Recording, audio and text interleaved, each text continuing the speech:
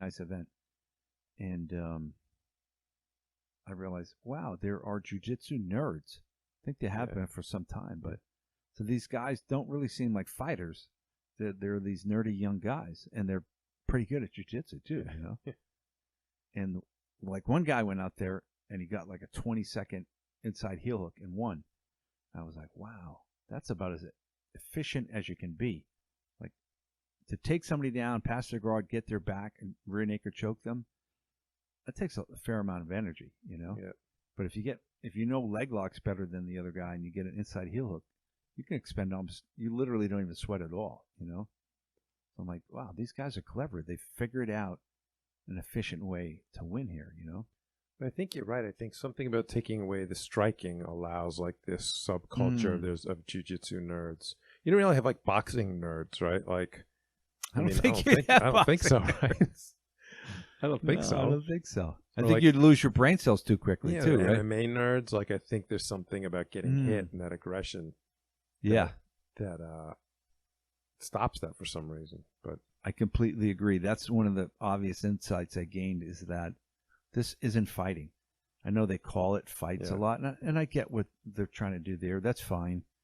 But I think it's almost a mistake to look at it as fighting because I think most males view fighting as an important attribute, whether they consciously or unconsciously acknowledge it. At some level, Dan, don't you think that my ability to fight is sort of important to my manhood, to my self-image and self-esteem? right, although I think a lot of people, it would be unconscious or they deny that. Correct. But they'd feel it. They Still, feel right? it, I think we're... If they were... Very few people that are good at fighting feel that way. You know what I mean? It's people that are not don't have experience that are like, or it's not important to me? Yeah, it's not important. The people that are scared of it. You're kind of whistling past the graveyard, honestly, right? I'm not even blaming them. I'm not being aggressive. I'm saying that that's a quick, easy defense mechanism to be like, well, it's barbaric to fight or something like that. Like, it's not. I'm not going to be someone who fights, and it's like, well, yeah, also you can't. So that worked out sort of well for you. But it needs at least some sort of reckoning, right? Some sort of rationalization. Mm-hmm. So it's there unconsciously, right? Right.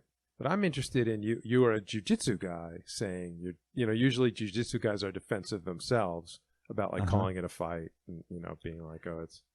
Yeah. So the idea that came to me, Dan, is that it's counterproductive to think of it as fighting because then it puts too much psychological pressure on the match.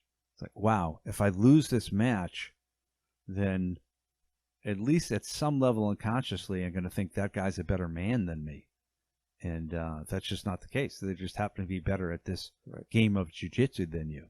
And then if you think of, that's the big idea I had was, oh, it's just a game. So when something's just a game, then you kind of open up your mind to more creativity. How can I win this game as efficiently as possible? Within the rules and the framework of this game. And I absolutely see how calling it a fight works against that. Definitely. Right. Then it's just it's a clash of who can beat up who, like that old that's a bit important that people have been talking about since first grade, right? Like who can beat up who. Yeah, that's going to put a lot more pressure than like who's going to do this game of jiu-jitsu better. Right. You could probably apply it to boxing as well. If you look at Mayweather, he's figured out the game of boxing, right? Yeah. Where he's going to make it really hard for you to hit him, and he's going to hit you enough to win most of the rounds, and then he's going to win the fight, keep his brain healthy, and make a lot of money. Yeah. Yeah, definitely. He's not, I think today or yesterday was the anniversary of Hagler Hearns. I remember it. You remember it? I remember it live, yeah. I think they said it was like, how many years ago do you think that was? Like 30 years ago? Now that I'm thinking about it, it was so long. It might have been more. No, it was 35 years ago, Dan. Holy cow. It was like 1985 or 6 or something. That's amazing, isn't it? So how did I see it? Was it on like just TV? I'll tell you where I saw it. It was just on TV, right? I believe no, it was not on TV. I went to the Orpheum in downtown Boston, the theater, and they had a and they put it up on a big movie screen, and you could watch it closed circuit television, right? CCTV. That's what I think they called it. Yeah. Maybe I didn't see it live then. It's just been so many years that I think if you lived around here to see it, you had to go to a venue. I don't think it was on TV. Yeah. No, I was in New York, but I don't know that it would be any different. I think I went to Madison Square Garden to see Hagler Leonard on the big screen. So it was actually in Madison Square Garden, and they had it up like on 4 big screens. Yeah. That wasn't as exciting a fight, but yeah. But my point was Hagler Hearns. Those guys, that was a fight. Yeah. They were literally trying to kill each other, right? Yeah. That was as primal as it got. Yeah, that was a pretty.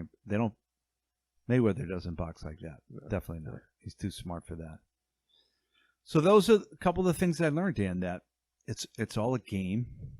I think you might be able to apply that. Maybe that's what you're feeling, Dan, about life, where you're feeling detached. Like it's all some kind of dopey game, right? If you just figure out